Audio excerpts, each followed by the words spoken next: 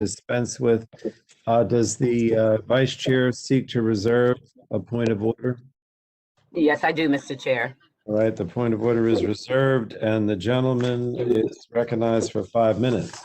Thank you, Mr. Chairman. The amendment's pretty simple. It reauthorizes the Keystone XL pipeline. It certifies that existing permits and authorizations remain in effect and that no presidential permit is required. For years, Keystone XL played by the rules, earning dozens of state and federal permits, and the rule of law should never be able to be taken away with one swipe of a pen. And when President Biden revoked the presidential permit, he pulled the rug out from thousands of families right in the middle of the pandemic.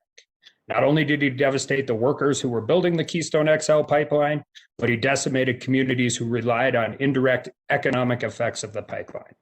Earlier this week, I met with 24 people in South Dakota who have been in a town called Philip, who have been devastated by President Biden's decision. And not only are the workers there devastated, but the community and as a whole. It's not just the individuals, but the small businesses that were planning on the expansion and working closely with DC Energy Partners.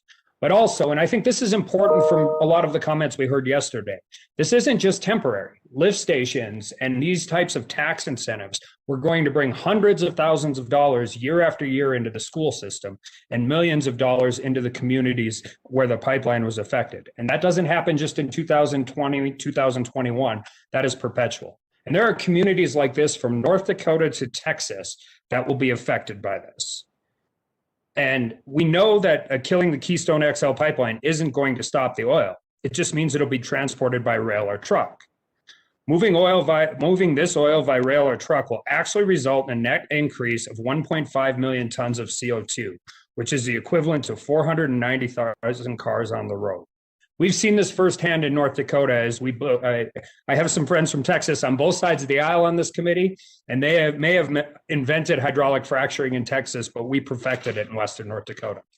And before we could properly build out our infrastructure, we saw what happened in our other transportation industries. And it raises the prices, not just for transportation for those products, but for products such as grain and goods and all across the spectrum. And then I just want to address a couple things that we've heard about this conversation as we've moved through this. And one of them is I just hope we're a little careful with the language when we say transition to green jobs. I mean, we can sterilize that language all we want, but it doesn't even begin to actually acknowledge the reality. First, the jobs don't exist right now. Secondly, the technology doesn't exist right now.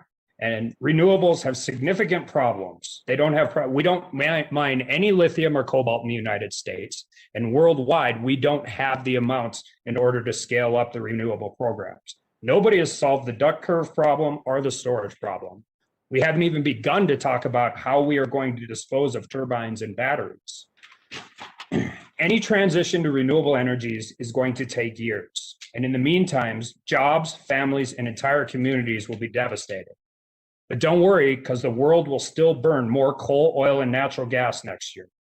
And maybe instead of destroying our energy economy so that we can outsource our guilt, we should recognize that pipelines reduce net emissions, fracking has reduced net emissions, and places like North Dakota and Phillips, South Dakota are part of the solution and not part of the problem. And with that, I yield back. Thank the gentleman. Mr.